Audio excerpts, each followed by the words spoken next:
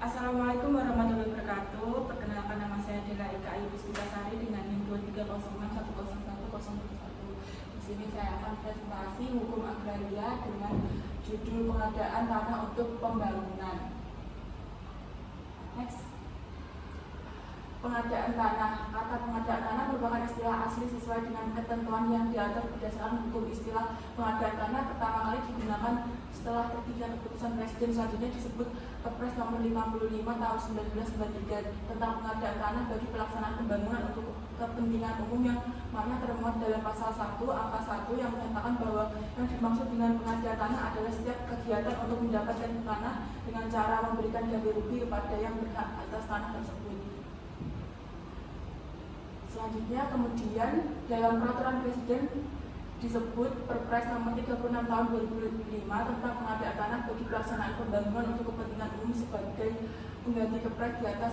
Dalam pasal 1 angka 3 Perpres tersebut menyebutkan bahwa pengadaan tanah adalah setiap kegiatan untuk mendapatkan tanah dengan cara memberikan ganti rugi kepada yang melepaskan atau menyerahkan tanah, bangunan, tanaman, dan benda-benda yang berkaitan dengan tanah atau dengan pencabutan hak atas tanah. Dasar hukumnya yang pertama ada Undang-Undang 1945 pasal 33 ayat 3, terus Undang-Undang nomor 5 tahun 1960. Selanjutnya ada Undang-Undang nomor 2 tahun 2012, terus ada Peraturan Presiden nomor 71 tahun 2012, dan yang terakhir ada Peraturan Menteri ATR garing BPN. Prinsip pengadaan tanah. Pengadaan tanah di Indonesia didasarkan pada prinsip-prinsip kepentingan umum, keadilan, keterbukaan, serta kesejahteraan sosial. Prinsip kepentingan umum bertujuan memastikan bahwa pengadaan tanah dilakukan demi kebutuhan masyarakat banyak, bukan untuk keuntungan individu atau kelompok tertentu. Next. Tujuan pengadaan tanah.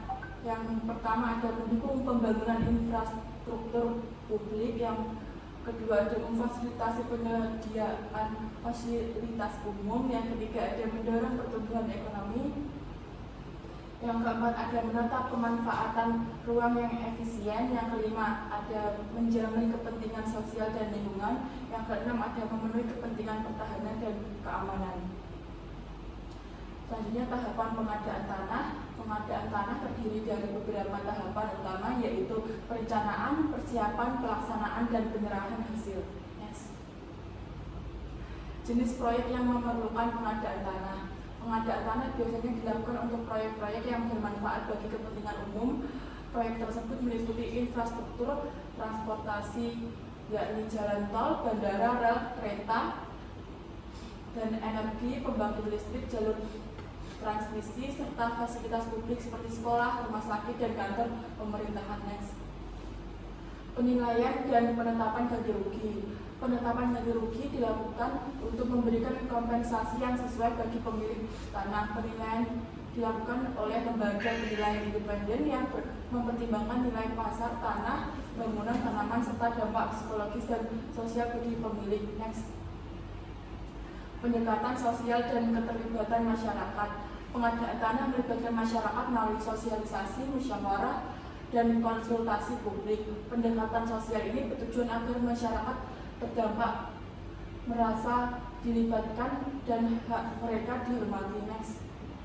Pengadaan tanah di wilayah adat. Pengadaan tanah di wilayah adat memerlukan pendekatan khusus yang menghormati hak-hak masyarakat adat atas tanah ulayat. Pemerintah harus memahami struktur sosial, norma budaya, dan kearifan lokal dalam menangani tanah adat. Next. Analisis dampak sosial dan lingkungan. Proyek pengadaan tanah seringkali memiliki dampak sosial dan lingkungan yang signifikan, seperti relokasi penduduk, perubahan aliran air, atau gangguan ekosistem lokal. Analisis dampak ini penting untuk memitigasi resiko dan memastikan keberlanjutan proyek. Relokasi dan pemberdayaan komunitas terdampak. Dalam pengadaan tanah, terkadang masyarakat terdampak harus direlokasi. Relokasi harus dilakukan dengan mempertimbangkan kesejahteraan masyarakat, termasuk menyediakan pemukiman yang layak, akses ke fasilitas umum, dan sumber penghidupan baru. Next. Pengelolaan konflik dan tantangan dalam pengadaan tanah. Pengadaan tanah sering menghadapi tantangan seperti konflik kepemilikan, harga tanah yang tinggi, dan resistensi masyarakat. Konflik ini perlu diatasi melalui mediasi, konsultasi publik, dan pendekatan yang adil dan transparan. Next. Mekanisme penyelesaian sengketa pengadaan tanah. Sengketa dalam pengadaan tanah dapat diselesaikan melalui mediasi, arbitrase, dan pengadilan. Next. Peran lembaga penilaian tanah. Lembaga penilai tanah bertanggung jawab untuk memberikan penilaian yang objektif dan profesional terhadap nilai tanah yang akan dibebaskan. Next. Sumber pendanaan dan pembiayaan pengadaan tanah. Pembiayaan pengadaan tanah umumnya berasal dari APBN atau APBD, namun dalam beberapa proyek besar pembiayaan dapat melibatkan kerjasama antara pemerintah dan sektor swasta. Next. Kebijakan pengadaan tanah di negara lain. Pengadaan tanah di berbagai negara memiliki pendekatan dan regulasi yang berbeda. Misalnya di negara-negara maju seperti Amerika Serikat, prinsip eminent domain memungkinkan pemerintah mengambil alih lahan untuk kepentingan umum, namun pemilik tanah mendapat hak kompensasi yang adil. Next. Peran pengawasan dalam proses pengadaan tanah. Pengawasan dalam pengadaan tanah bertujuan untuk memastikan bahwa proses berjalan sesuai peraturan dan menghindari penyalahgunaan kekuasaan. Next. Studi kasus pengadaan tanah untuk proyek jalan tol Trans Jawa. Contoh kasus, salah satu kasus pengadaan tanah yang menonjol dalam proyek jalan tol Trans Jawa terjadi di wilayah Brebes, Jawa Tengah. Proses pembebasan lahan di daerah ini menjadi sorotan karena melibatkan perlawanan dari sebagian warga yang merasa tidak mendapatkan kompensasi yang adil. Pada tahap awal sosialisasi, pemerintah menjelaskan kepada warga manfaat dari proyek jalan tol ini, seperti mempercepat akses dan membuka peluang ekonomi baru. Namun ketika tahapan penilaian harga tanah dilakukan, sejumlah warga merasa bahwa nilai kompensasi yang ditawarkan pemerintah jauh dari ekspektasi mereka. Beberapa lahan yang sebelumnya digunakan untuk bertani atau usaha kecil dianggap memiliki nilai yang lebih tinggi dari yang ditawarkan, sehingga banyak warga merasa enggan untuk melepasnya. Ketegangan semakin memuncak ketika sebagian warga memilih untuk menggugat pemerintah ke pengadilan menuntut kompensasi yang lebih tinggi.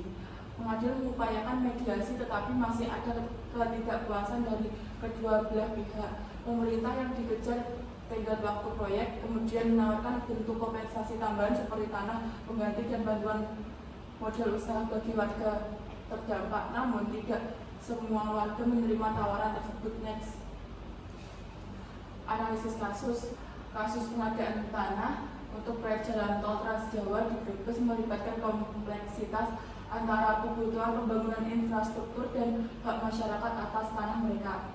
Di satu sisi, pemerintah perlu membebaskan lahan untuk mempercepat konektivitas dan perekonomian. Namun di sisi lain, warga menganggap tanah sebagai aset berharga, baik dari sisi ekonomi maupun emosional, karena sering digunakan untuk kegiatan produktif seperti pertanian dan usaha kecil. Ketika kompensasi yang ditawarkan pemerintah dinilai belum sesuai, muncul ketidakpuasan karena harga yang ditawarkan tidak mencerminkan nilai sentimental atau ekonomi jangka panjang bagi mereka. Proses penilaian tanah oleh tim independen merupakan langkah baik, tetapi tidak semua warga merasa bahwa penilaian tersebut mencerminkan harga pasar atau kondisi lokal.